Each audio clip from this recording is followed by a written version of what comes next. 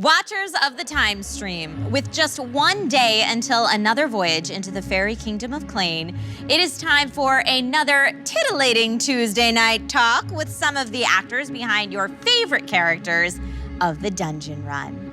For the next 60 minutes, the Dungeon Rundown on Caffeine is the place to get all the up-to-the-minute info, predictions, and recaps to get you ready for the next exciting episode of the Dungeon Run. Settle in with your favorite snack, maybe stretch your fingers for commenting, and then hit that share button because it's about that time. All right, tonight we are excited to welcome the actor responsible for bringing sweet baby warrior energy to the Feywild via Brick, Jessica Lynn Parsons. That was a great introduction. Just for you. Sweet baby warrior vibes. That was so great. You know it. And ready with all the sarcasm and cynicism that the team needs, we've got Finnegas, aka Gus. Hello, Katie Michels. Oh. Yay! I know, we've got all the sweet innocence and then the cynicism all together on the show tonight. And it's a first on the Dungeon Rundown. It's Ladies' Night! Ladies' night. Oh, yeah. Wait, did you guys rehearse that? That was pretty in sync. I wish. We've been rehearsing it every single day since the Dungeon Run started, and this is our first opportunity to. Yeah. I didn't realize that it was Ladies' Night for the first time until you tweeted it out, Oh, yeah? Jessica, so thank you for that. Yeah, super fun. And I never get to sit next to you. Yeah, that's true. So, real treat. But I get to So look into many your girls. eyes. Yeah, The it is a most. good angle to really Get stare into your face-to-face soul. contact. Yeah. The love is real in this room, folks. All right, runners and watchers, tomorrow is the day that you wait all week for, so make sure that you're active in chat, post your burning comments and questions for me to share with Jessica and Katie, and the best comment of the night could be yours and could earn you a Dungeon Run t-shirt, so keep that in mind. All right, of course, we are still sending lots of love and well wishes for a speedy recovery to Jeff, but in his absence, Amy Vorpal is your DM now. So how are you enjoying having Amy as DM? Like, what has her storytelling style, which is different than Jeff's, added to the adventure for you? Super fun. Yeah, I mean, I think it's just added to the adventure is a great way of saying it because they're very different and both extremely talented. And it's super fun to have play with a different energy. I think it keeps us on our toes in a different way. If someone had to, if someone asked you how to describe the differences between Jeff and Amy as DM, what would you tell them? Amy's more bubbly than Jeff, I would say, and I don't know what it is, but every single face she makes, I just So good. I dive. I mean, I guess I die at Jeff's faces too, but I don't know. Hers have been so dramatic that it kills me. They're Yeah. pretty good. They're just like different energies, which I know feels very ethereal to say, but they really are. They're very different. They bring these different vibes to the game. And we're also in a different world, which very different world, being in the Feywild versus Ain. But I almost forgot it for a second. I was like, it's been so long. Ein and Clane. I know, I was like, But they're Ein. kind of spelled the same, so Yeah. it's a little confusing for sure. But I feel like those worlds suit them both Yeah. as DMs and Yeah. storytellers. yeah, they're both, and they both like just tell stories differently, but in really beautiful ways. And I know that's not very specific, but you know. I like the fairy world because that's kind of like fulfilling my childhood fantasy, like Disney stuff where I'm like surrounded by the witches and the jackalopes, like all of that's so I feel like magical. Fahima would love the Are you Feywild. kidding? I know, and I'm so upset that Brick didn't get to meet the jackalope. I was like, no! You were so young. Can I hear this? Can I go over there? So that's a through line between Fahima and Brick, the love of magical creatures. Well, yes, but Brick just likes, he's a little boy. He likes cute, cuddly things mostly. Whereas Fahima will look at a huge, poisonous, magical spider and think that's cute. Brick would not think that's cute. Okay, well, speaking of finding out more things about Brick, every week to get our Dungeons & Dragons juices flowing, I throw something fun out there for guests to spin on. And that entire sentence sounded surprisingly dirty, but I assure you it's not meant that way. Okay, so Jessica and Katie, week to week, as you trek across the Feywild, we learn something new about your characters, but inevitably there's some things that we may not know because you're too busy battling creatures and, trying to stay alive. So I want you to give us 3 random fun facts about your character. It could be favorite food, favorite movie, unexpected hobbies, favorite vacation spot, or something much more serious from your background. Completely up to you. But what would be cool to know about Brick and Gus? Let us know. Katie? Oh, okay, I'll go first. Well, Gus is, well, Gus, strong, Gus. just one Gus. Gus. It's just one Gus. It's just one Gus. The strong, silent type.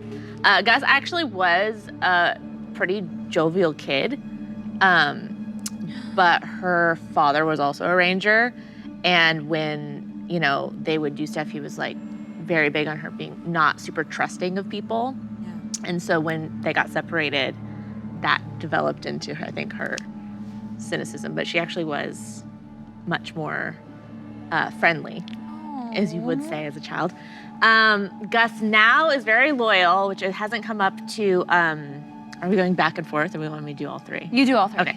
Yeah. Very loyal to this, this colony or this monastery of monks who took her in when she portaled accidentally into the Feywild, and they run a pyramid scheme. Okay. But she doesn't know it's a pyramid scheme. It's called the Life Candle Retreat. Ooh, I love that Yeah. we're getting to this, but you're right, because it's like a 4-episode arc. Yeah, I just don't probably know if you won't- would get into that, so Right. I'm not gonna give too much more than that. Right. But so that's who she's in the woods protecting. That's kind of her situation. She keeps the area around that monastery safe. Got it.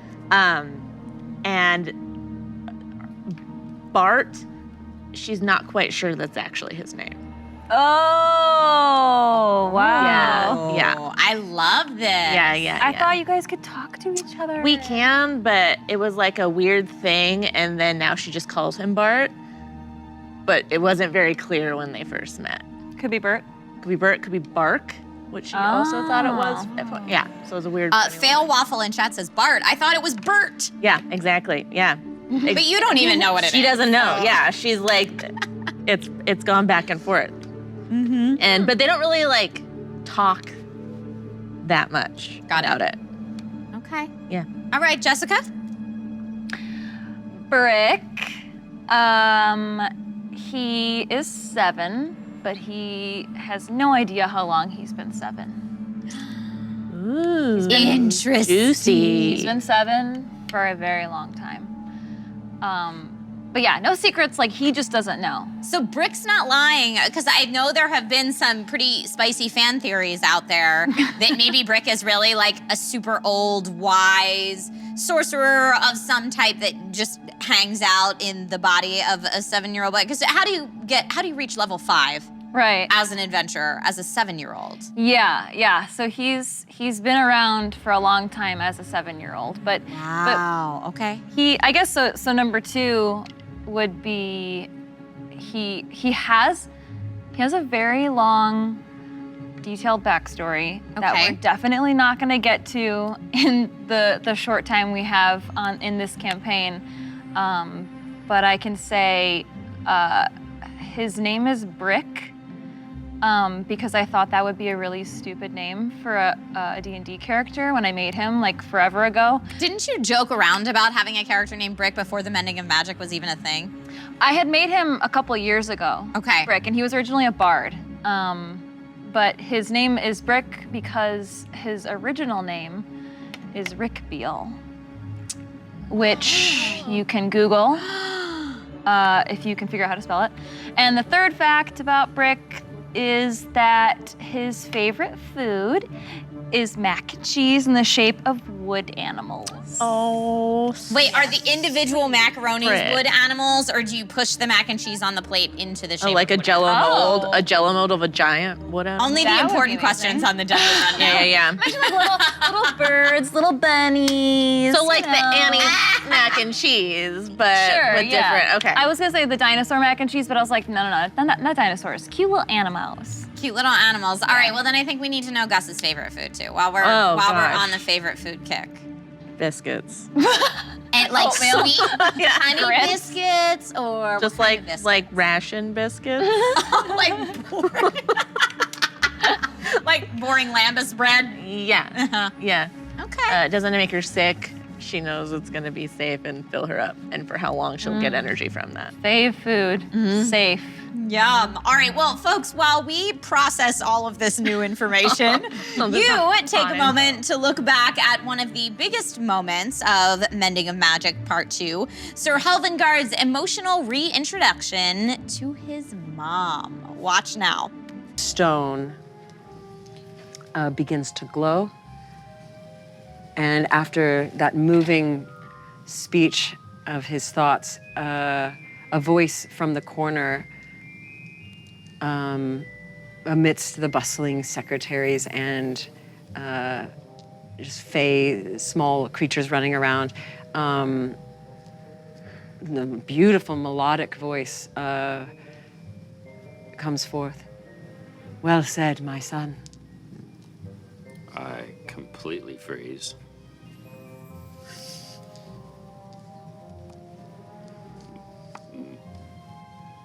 Mother? What's going on? I take my Braemar. helmet off. What are you doing here?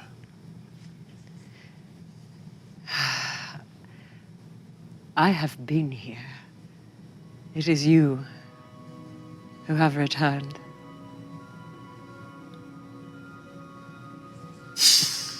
I'm sorry. I thought you weren't from here. I have a complicated history. Hi, I'm Brick. Hello. Hi.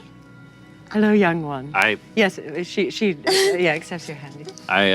kind of tuck my Prince Valiant haircut behind my ears, and you see that I have pointed ears.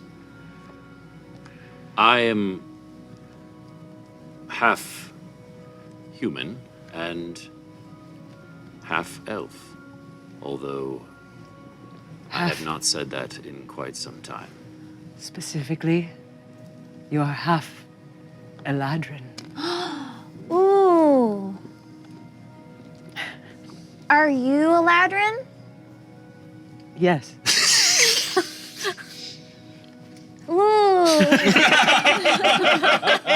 I'm gonna just step forward and drop to my knees and wrap my arms around her.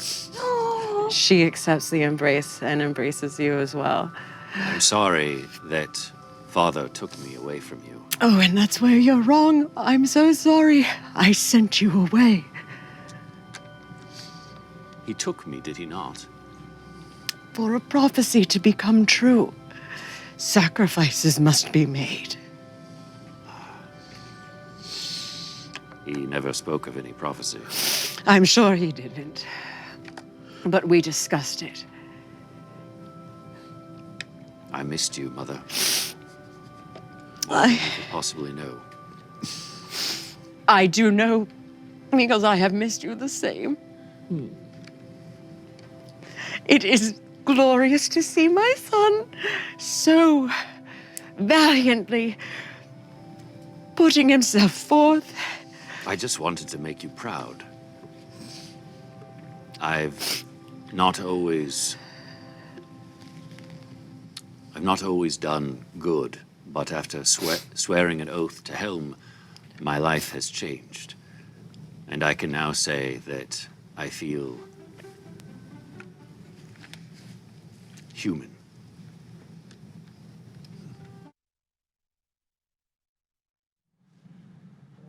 What a scene. And I have to say, I couldn't have said it better than PH Mike 5 in chat, who said that scene was an emotional gut punch. It was great. I don't know about you ladies, but I know like seeing them reunite and thinking like, oh, it's gonna be so lovely. He's seeing his mom again. And then he comes in for that last line that we just saw of, I feel human, not Eladrin, like as a dig. And Dyson Cape says this break request was the best one yet. And I think so needed for everybody. It was absolutely crazy. So obviously the group had a huge reaction to learning about Syl Helvengard's mom and half Eladrin background. As a player, how do you decide when it's the right time to kind of drop an info bomb like that? Like, without spoiling anything, I know you guys just kind of gave some info bombs about your characters, but do you have any upcoming that you're kind of trying to think of the right time to on everybody? I don't know. I guess it just varies so much because Brick's backstory is so deep and it happened so long ago, and it's almost not really even totally relevant to who he is now. I don't even know when that would be dropped. Probably like 6 months after playing. Yeah. I found that when I try and plan it, it doesn't work as well as if I'm just like really know the things that I'm like, this is really know my backstory really well, and then know kind of what the triggers would be for those. Yeah, because it depends on what character. Sometimes your players will surprise you and say something where you're like, oh, that actually is super relevant to me. So I think it's more like prepping what triggers you have for those backstory, good, bad, whatever, those items.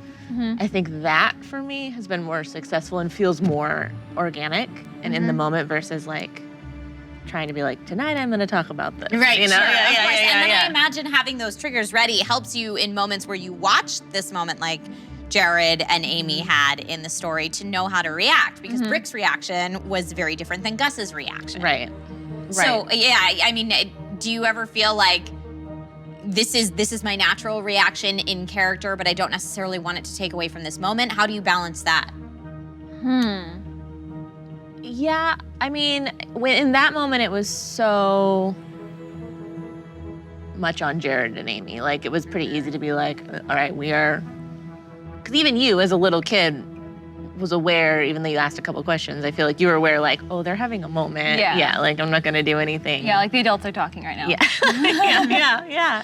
You still got in there with the comic relief, though, which I think was very much needed in that moment. Her facial expression on the side of, like, Jared, like, emotional, and then Jessica on the side, like, it's so funny. It was so good. Another huge moment in part 2 was Amy's super descriptive creature death by vines.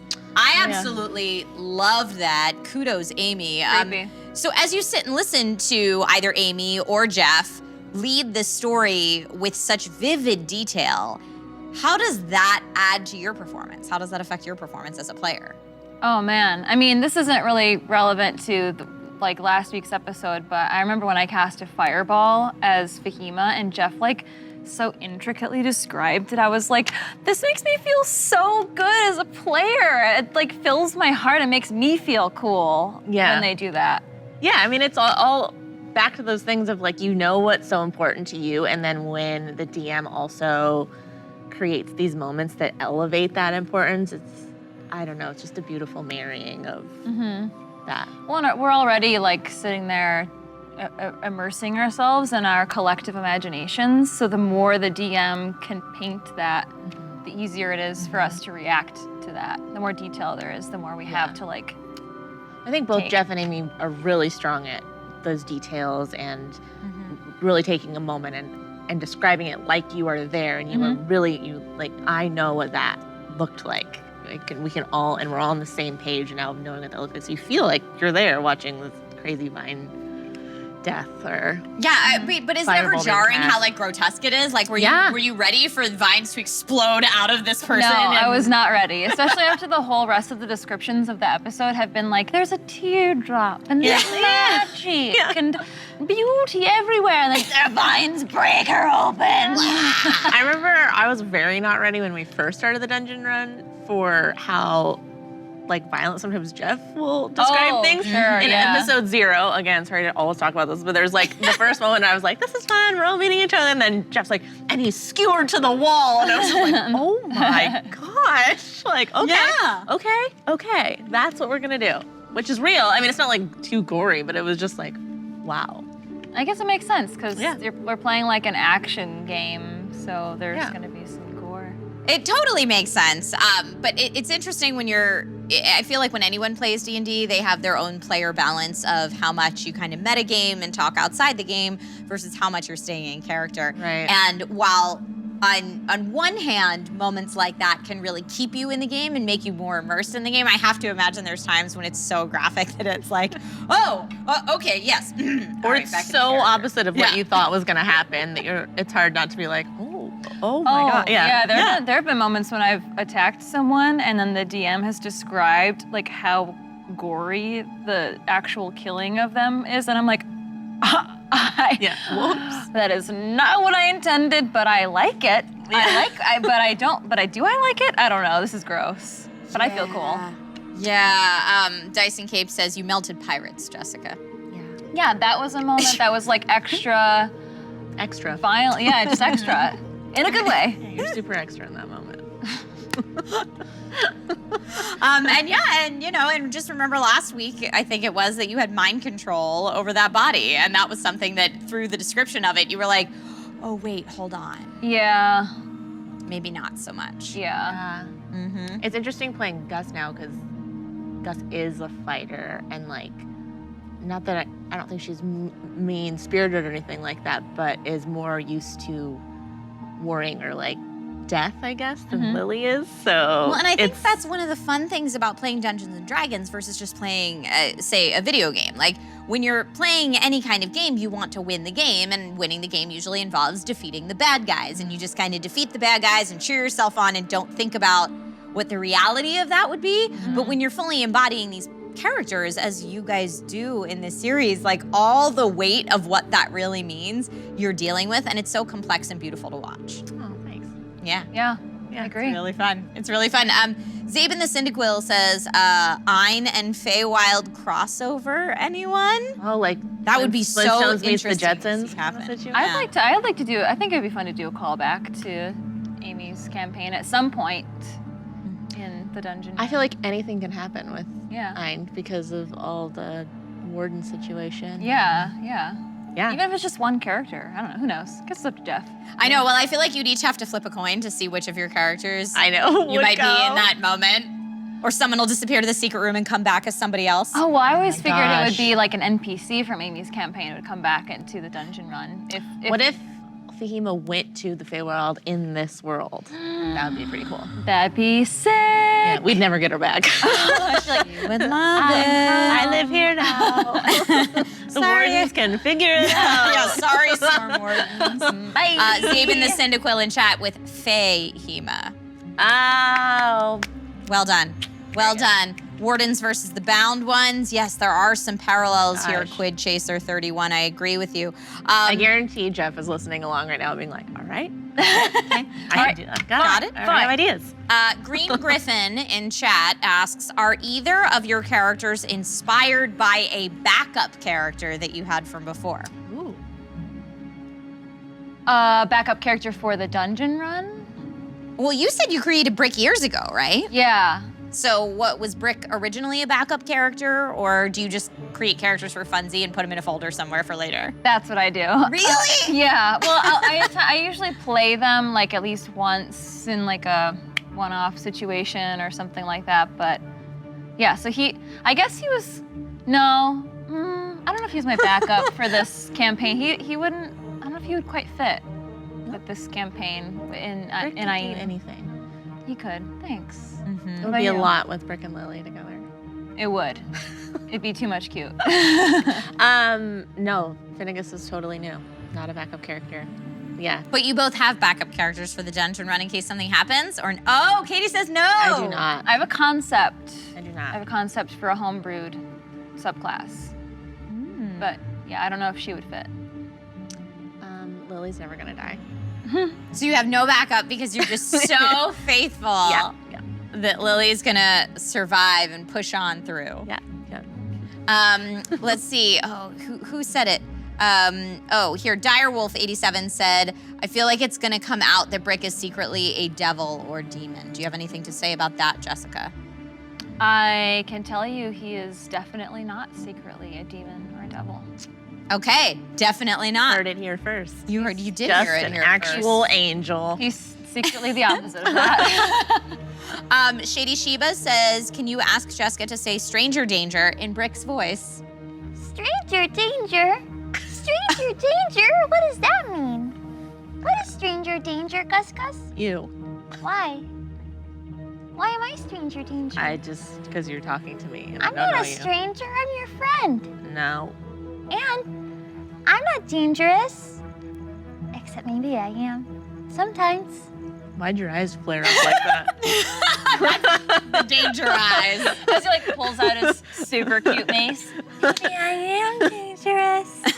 Oh boy, Sparky Fallen Angel said that voice makes my heart melt up until that part right there, I think. Yeah, Sean Patrick, Brick with the crazy eyes, 100% agree.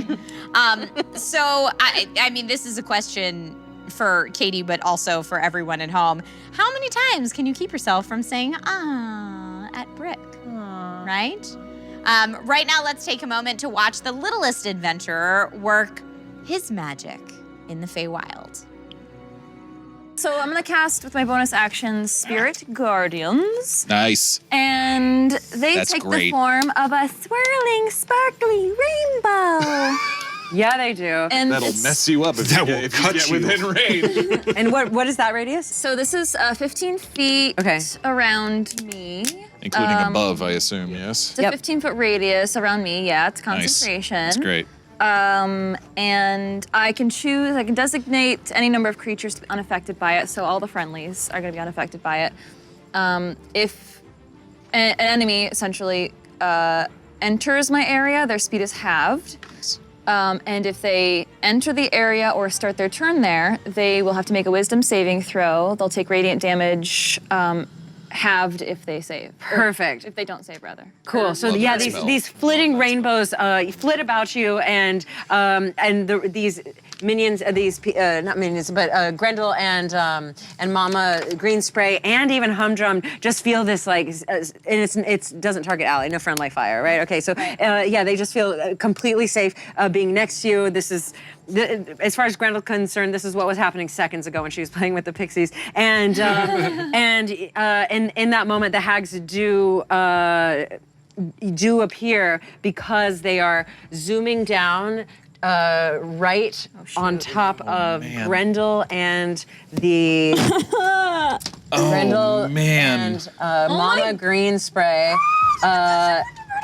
But they will take some damage if they don't make their wisdom saving throw. Yeah. Again, we'll do take it just a either couple way. of groups. Yeah. Only a 2 and a 3. Nice. Heck yeah. So they fail. How much much damage do is they it? do? It's like a lot, It's like right? 3D. 3d8 radiant, 3d8, plus, nice. plus an additional 5 because I have my wings. Nice. Oh, another 1! Are you kidding me? Roll it 2 more times. 6, that's 7. 9, 9 plus 5. 14. 14 for everything. 14 radiant Okay. damage on all Well, of only them. one attack can deal the additional 5. Oh. So Oh, let's do it with the one who's about to die. Yeah, as they dive in, you can tell they're closing in, trying to grab these bound ones. It's try to grapple them, but as they do, and this one encounters a rainbow, slice and diced by a rainbow. By a Dead. rainbow. Dead. D&D. That's how Brick does it. Brick. Super adorable. How weird is it for you guys to watch yourselves back when you watch it on the rundown, or I know you guys do rewatches after the episode? Is it bizarre? And I ask because exactly what you're doing right now, Jessica, you kind of did when you saw Brick. You were like, oh. I don't know. You go first.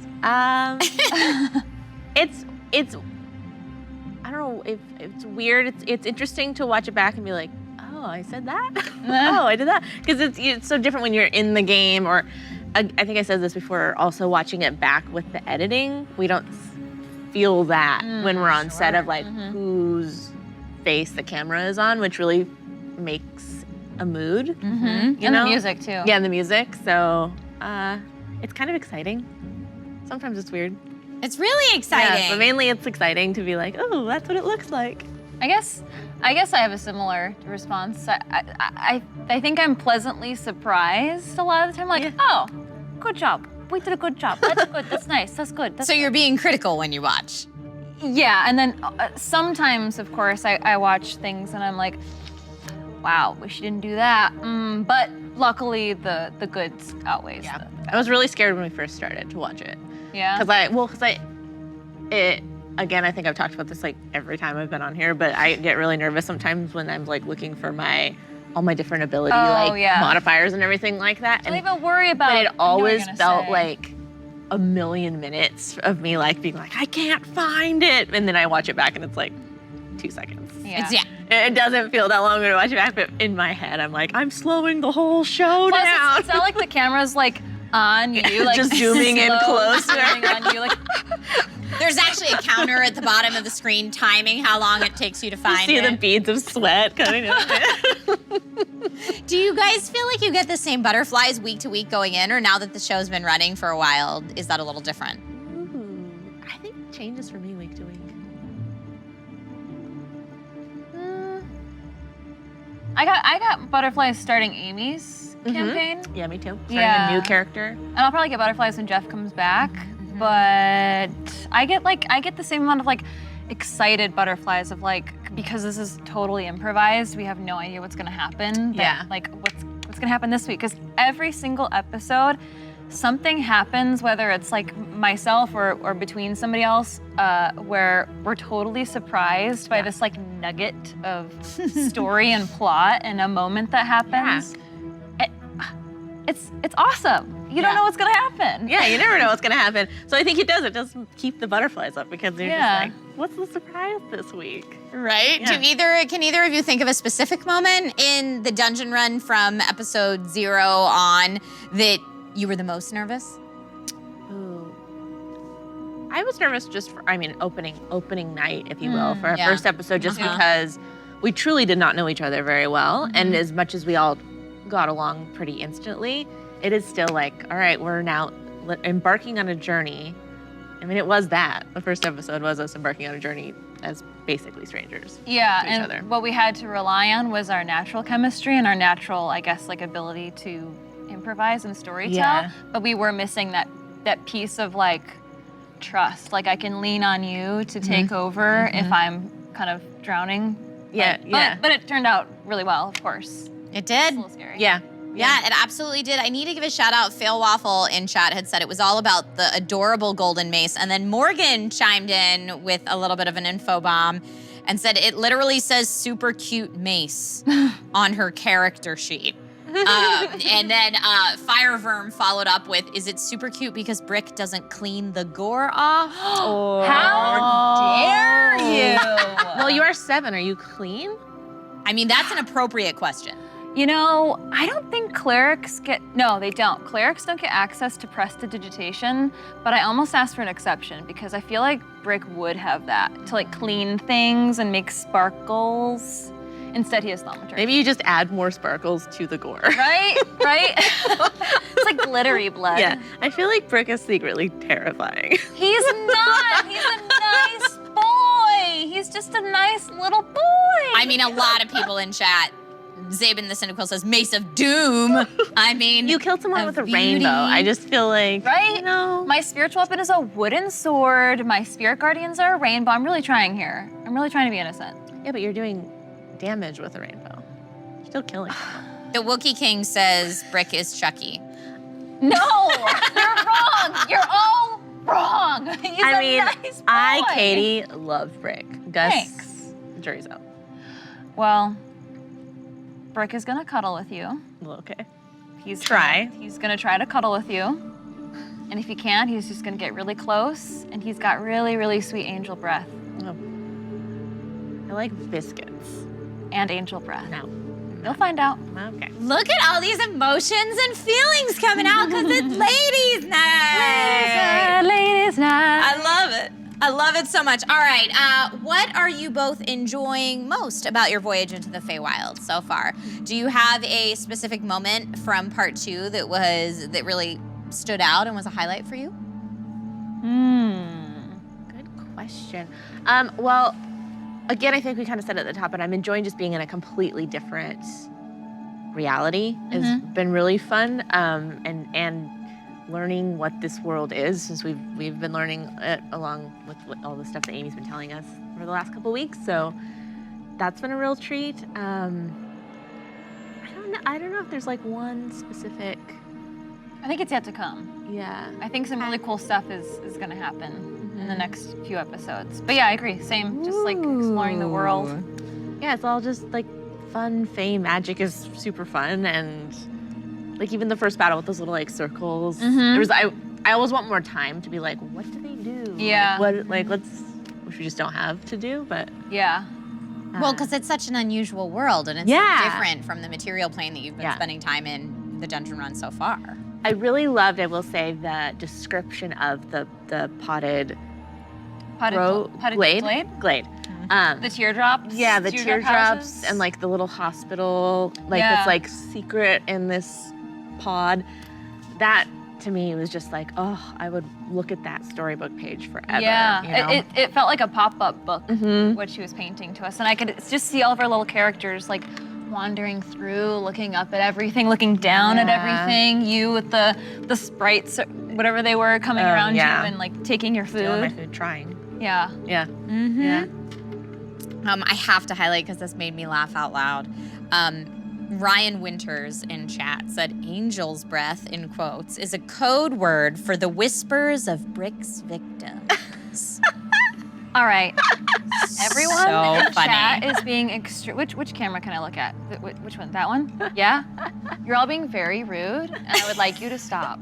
Brick is a nice little boy, and all he wants is to play and cuddle. Which camera can I look at? Whichever one you like. I like them eyes. I see what you're doing there, Katie. Is that it? Beautiful. Let's go look. I don't need to say anything. Sir Gage says Brick will love you to death. I love it. All right, folks. We are inching close to the end of this week's conversation already, which is crazy. I can't believe it. And the watchers are lighting up the chat, so thank you all so much. Don't forget the best comment or question of the night will be gifted a Dungeon Run shirt. Jessica, you've already worn a Dungeon Run shirt on the show before, right? Which one was it? The Lord Ereband shirt. Is that the only one you own to date? I own multiple of that shirt. Okay. Yeah, in several She sizes. really loves that shirt. Why multiple of that shirt? Well, I have a Meep Lives poster and I have a Meep Lives notebook that I use on the show, so I don't need the t-shirt version of it. I have multiples because I got one that was the wrong size, and I have two, and then I got another one for a different fit, and then I got one for my boyfriend too, so he can wear it. Represent the Nice. show. She's loaded. She's got one for each day of the week. I love it. So guys, keep those questions coming. You also could get one of those awesome shirts. So let's go ahead and check out the chat. Direwolf87 says Team Araban or Team Milo? Oh gosh. Wait. The Milo's the bull, the dog. Oh, that's right. Mm-hmm. No, I was just thinking. I didn't remember there was like a skirmish, a battle. Oh, What do you call that? A descent. Skirmish is right. Wait, we're choosing? Yeah, if you had to pick sides. You would choose the dog. I would choose Lord Ereband. Really? Yeah, because doesn't he eats brains? Mm-hmm. You're into that? Yeah. No, I want him to not eat my brain. Oh, I see. Do you want him to eat your brain? Because that's what will That's a really probably good happen. point. All right, fine. I'm on his side too. But does that mean Milo dies? Like, what is the consequence? Milo the minion says, man, betrayed by the animal lover. That hurts. Why does everybody hate me? No one hates you. Why does everybody hate me? You just have such good, strong views on things that it's easy to call you out if that. Whatever. Okay, Mr. Jessica chose a side. It wasn't Fatima. Jessica hates animals. No, I'm just kidding. That cannot be true. We are on live television right now. You can't say She that. loves them. She has the cutest little puppy. Now, cat. see, I think that Katie is deflecting by giving us all this Jessica hot gossip. Mr. Whisper in chat says, I bet Katie's intentionally withholding info. Just about my life? Or about Gus? Yeah. Did you know that pyramid schemes are called multi-level marketing companies now? Maybe you should tell your parents that. Well, they're not my parents. They're monks, and they took me in. And I also am not aware that it's a scam. Oh, okay. Okay. Yeah, yeah. But I asked too many questions when I was allowed to stay at the monastery, and so that's what they're like, you can't stay here. So if you went back, would you just be like, hey, what's up? Nice candles. Let's sell them. Yeah, I'm into it. I don't do the thing, but I'm like, okay, that seems cool. It seems like they promote a healthy life. Who does know? Honestly, I think it's pretty well known. Oh, really? Yeah, but I don't go into town much, and I don't really talk to people. So Okay. I think when I defend it, people are like, okay. Oh, Yeah. Okay. I like Yeah. that piece of information. Yeah. That's funny. So, Yeah. Katie, speaking of you playing Gus, we love seeing you play Gus. What do you enjoy most about playing Gus, a character who is very different from Lily Dumblestuck? Like, where do you draw your inspiration from for how you're playing this character? Like, your whole physicality changes. Just talk a little bit about you, Katie, as a player and as an actor, becoming Gus. Yeah. Well, I did want to play someone very different than Lily, just as I wanted to play a more hands-on melee fighter, just because Lily's all spell casting, and I wanted to try playing a character that was less socially abled, basically. And really, that's what Gus is. Gus is just she's not socialized. She hangs out by herself in the forest. But can I just say, it's just such a tribute to how good you are at this that you say like almost nothing, but you're still super hilarious. Oh. You're playing a character who's like, yeah, and we're all like cracking up at the table at you. Anyway, continue. Oh, thank you. Well, I was going to ask Very her, are you playing her like that because she has a low charisma score? She does have a low charisma score, but yeah, she doesn't love people. She's very, and it's not, I don't think this is a secret, but a thing about Gus is she is uncomfortable in social situations. She doesn't get social niceties, if you will, or like she doesn't know how to read a room or read a person, really. She's kind of like, no, I don't want to talk to you. Yeah. Like, that's it. Challenge accepted. Yeah, you accepted it day one. I feel like That's what she always is like, that's the end of my story. And people are like, oh, that was the end. It's like, yeah, that's the end of the story. Like, she's, I was trying to it's a challenge because not how I grew up in performing arts and stuff like that. So as someone who truly isn't around people. She's kind of just a hermit. It's brilliant. I mean, as an overall kind of D&D conversation, I feel like a lot of people, when they start playing Dungeons & Dragons, think charisma just means how hot you are, how hot your character is. But it really does translate to your social skills and your leadership qualities. And if you are role-playing someone with a little charisma, even if you, as a player, are really good at making the inspirational speeches, remembering that your character is not, can make it really fun. And you're doing a great job of that. It's been funny because there's been a couple times where I'm like, oh wait, no, Gus would not say anything here. Gus has no inspiring thing to say, or not going to pump anyone up. It's not what she would do. All right, since we're talking about Gus, how about watching those impressive weaponry skills at work? Let's take a look at this now. Yeah, she'll do something in a second. Okay, Gus. Okay, so this one right in front of us is just taking a significant amount of damage. Is that what I understand? Yeah. Yes, this boy. Okay, so I'm going to Not to be confused with Brick. take out my short sword, and I will kind of, similar to what the Drow, then Eladrin woman did to Justice, underneath with my short sword. Yeah. Okay, nasty. Yeah, dope. Rolled a hit. Okay, and Your favorite? Do you, it is? But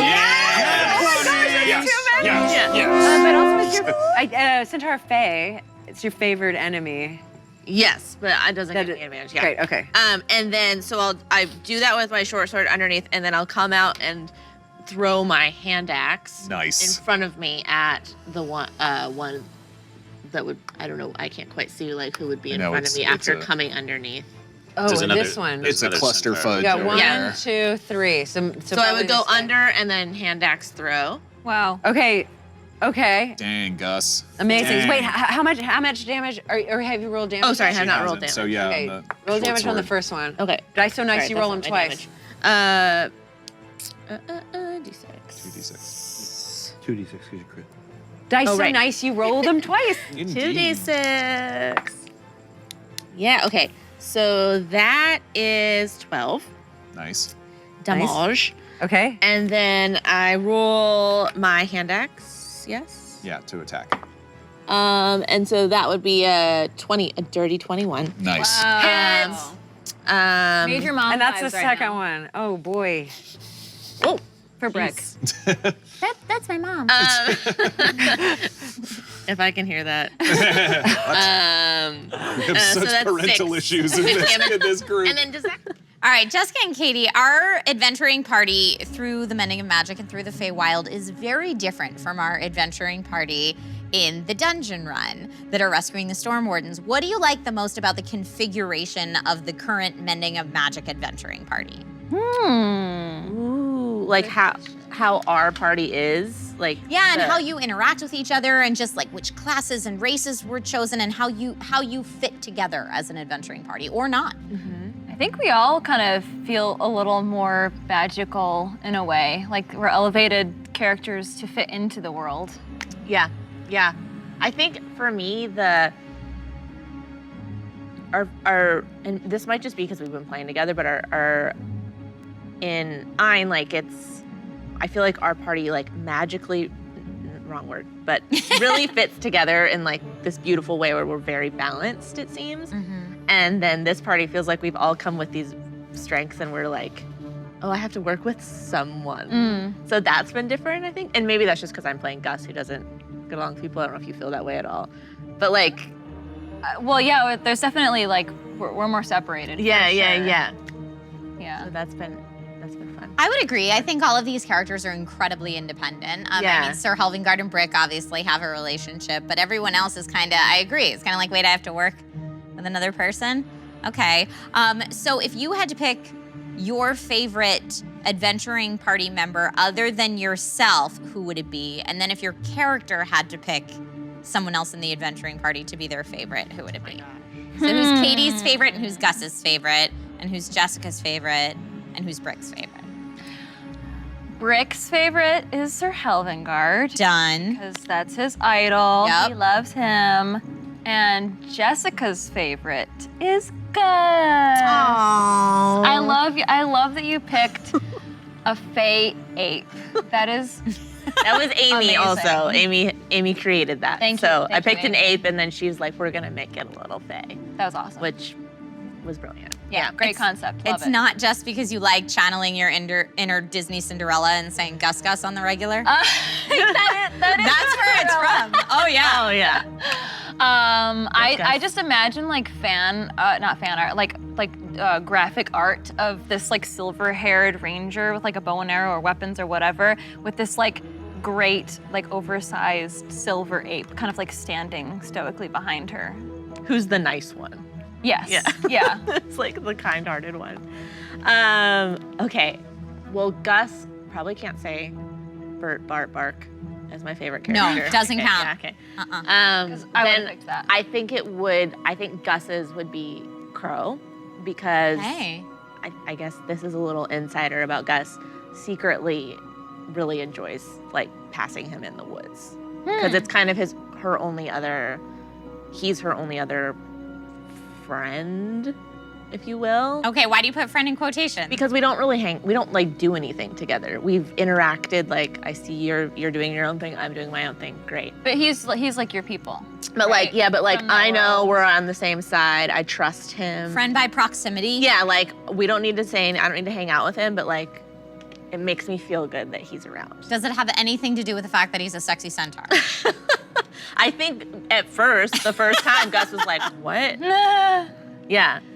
But I don't think she thinks of him like that. I think it's more He's just half like, horse, but he's also half man. yeah. I think she likes that he's also kind of introverted and like they're just both cool, like, all right, cool. Do you think we might see a possible friendship blossom there? Maybe a little change in Gus? Maybe. I don't know. Okay. Gus is hard. Also, last week Gus found out that her father gave her up. Yeah. Yeah, is a that's big- not good. Moment, which she reacts to differently than like Jared seeing his mom, because she's very like, Right, of course. Well, that's, I mean, Yeah. the impression we get of Gus is that you're very emotionally closed off and defensive walls everywhere. So you almost expect a reaction of, don't care, yeah, it's fine, yeah. but it's not. No, that sucks. And that's Okay. Katie saying that, but also Right. Honestly, I love Brick. Yeah? Yeah, Aw, yeah. thanks. We're each Yeah. other's other Yeah, fave. yeah, because I just think it's also a testament to your skills to be able to play a 7-year-old boy who, like a kid, but I have to remind myself that I'm a little weirded out that Brick's on this adventure, because Oh. Brick seems very capable. Yeah. And you, well, you he play is. him, but I'm just saying you play him in a way that's like he's a kid. He's very much a kid, but also very capable, which is like a very nice Thanks. marriage and hard to balance. That is my goal. Yeah, Sure. and I think you're doing a beautiful job at it. Thanks. And I'm not just saying that because you're sitting right next to me. I believe you.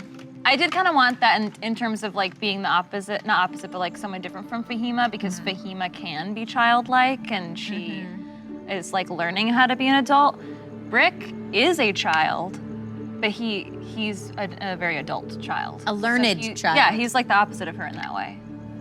Yeah, Brick almost feels like he's more mature with his decisions. Then Fahima? Yeah. That's my goal. Yeah. Very cool. All right, so we're only going into part 3, but the team has already encountered some pretty scary creatures, some really big kills, and some pretty emotional revelations. So obviously, you both cannot predict the future, nor are you our DM, but as a player, what sneak peek or insider scoop can you give the watchers at home about part 3? I mean, is there something that we should brace ourselves for that you might think might be coming? Well, we know that we have to go to the beanstalk Yeah. because that's where the pool is at the top. Yeah. We know it's dangerous. So I imagine, Yeah, I'm bracing myself for whatever that is, because we've seen that the characters in this world are tough. yeah, We've encountered some extremely, even that the first, I forget the name of the drow Eladrin, that she was the one who did the thing Oh, under yeah, justice. I don't know what her name is, She yeah. was Terrifying. so hard to kill, like very strong. I mean, I guess that might be all of them right now, but there are so many things we're fighting right Yeah. now too. Like Amy just like kept swarming monsters, and I was like, oh my god, that's Yeah. so many. I have to say, when Amy was on the dungeon rundown, she totally said she was gonna do that. She was like, these players have had it too easy. I like it. And yeah, It's she's fun, going but it's hardcore. definitely I'm bracing myself for like, this is the town. This is like the easy part. We're now going to the challenge. Yeah, that's a good point, actually. So- the beanstalk's probably gonna take a hot minute if it's Okay. difficult. Yeah, because everyone at the Potted Grove is like, oh, dangerous, Yeah. scary, be careful. Yeah, there was a moment a couple episodes back, probably a handful of episodes back, where someone had said, we don't know much about it, but we know it's dangerous, and that should be the theme, like the slogan Yeah. of your adventuring party. And that continues into the Mending of Magic, everybody. All right, so last call, everyone, for all of your deep questions and wonderful comments. Remember, there's a Dungeon Run t-shirt on the line. Get yours in the running now. So we're gonna go ahead and read a couple more before we pick the best of the night. So let's go ahead and get, Dr. Sparks says, question, what do your family and friends think of the characters that you're playing in the Mending of Magic?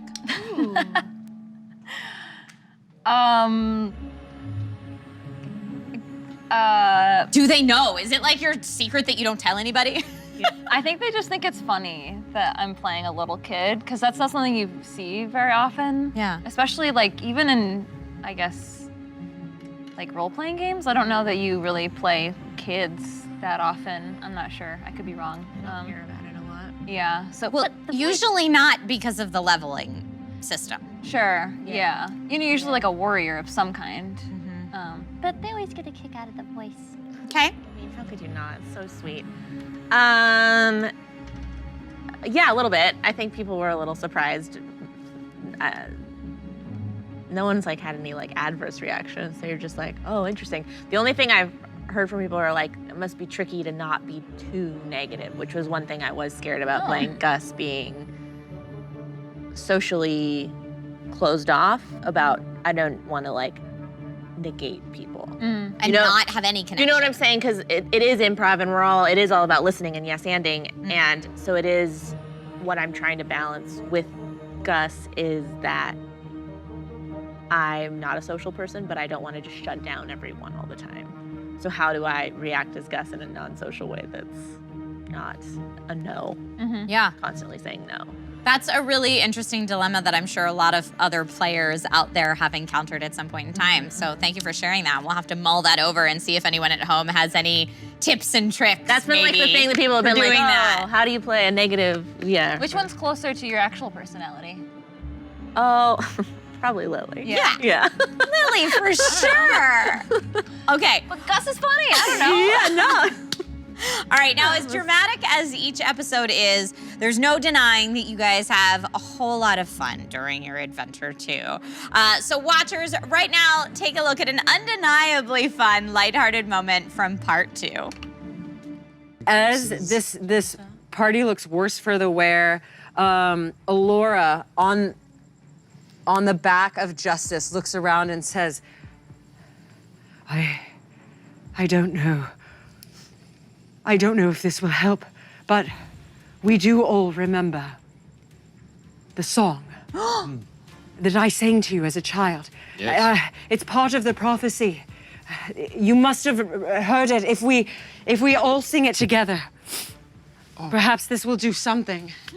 Yay, a song. Does she take out a musical instrument when she's on the back Yeah, of the and horse? she smolders the Your camera. mom a bard?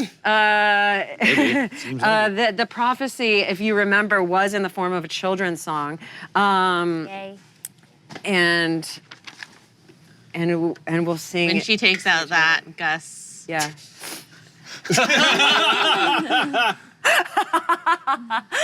Does a very embarrassed side glance to Bert. Who is excited. Bert loves a good song. Yeah. Join in whenever you want. The number is 5, alive, to save the faithful and fey wives. The number is 5, alive. It's 1, 2, 3, 4, 5. One more time. The number is 5, alive, to save the faithful and fey wives. The number is 5, alive. It's 1, 2, 3, 4, 5.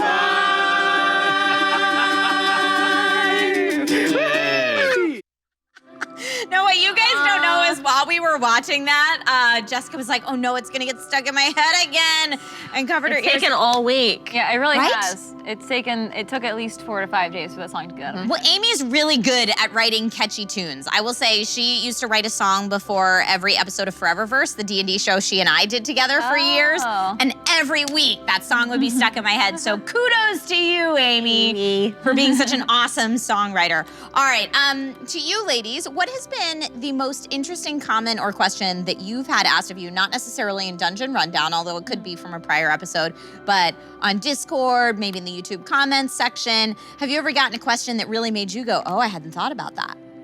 Oh, yes. I have to remember what it is. I did get a question like that. Shoot. I get a lot of questions while you're thinking about Yeah, it. yeah. Just about being new player. People want to know, is this my first long campaign, or is this my first character ever? So I get a lot of the, and I don't know if that surprises me, but that's probably my most consistently asked. D&D game questions. in Yeah, general. how much have you played before this? Got it. Or were you brand new? I just told someone about a bunch of board games, and they were like, oh, I thought you didn't play any games. So I was like, no, I played. No, play board I play games. Jessica? Can't remember. I'm trying to vamp for you. I know. If you can't think of one, that's totally okay because we're running out of time anyway. You get a lot of questions about how Fahima thinks in situations, though, right? Because Yeah, I can at least say that I do get questions that I acknowledge, and I say that that's a really good question. I need to think about it in terms of what Fahima thinks. So I would say that's your superpower, though. What? Jessica's very good if she gets asked a question of like being very thoughtful about her answer. Oh, thank you. Truly, you're like, I need to think about it, and you're totally okay saying that. Where I'm like, yeah. Yep. Speaking of thoughtful answers and questions, runners, lots of you commented and asked questions, but one of you gave us the best of the night. And I'm going to preface this with some information. Branded Nerd is recovering from surgery, and we all love Branded Nerd, and we wish you a very speedy recovery. But Branded Nerd commented, maybe it's the pain meds, but am I the only one who thinks Brick is really innocent? Question mark. Thank you. Right, so for making Jessica so happy tonight, thank you so much. You have earned yourself a Dungeon Run shirt. So keep your eyes open for a message in your inbox. And again, we wish you a speedy recovery. Yes. And calling all artistic watchers and runners, if you also would like a Dungeon Run shirt sent to you, we can make that happen. Visit the dungeonrun.fandom.com to share your art, to submit your amazing pieces, and maybe get a chance at winning some swag. So, as always, a huge Dungeon Rundown thanks to Katie Michels and Jessica Lynn Parsons. You guys are amazing. Thank you so much. It's been a lovely ladies' night having you here. And thank you, as always, to the watchers of the time stream. Tomorrow night, Wednesday at 6 p.m. Pacific Standard, log into Caffeine tomorrow for part 3 of the Mending of Magic. Then come back next Tuesday at 6 p.m. to discuss all of the biggest moments. This has been the Dungeon Rundown, and I'm your host, Trisha Hershberger. Good night, everyone.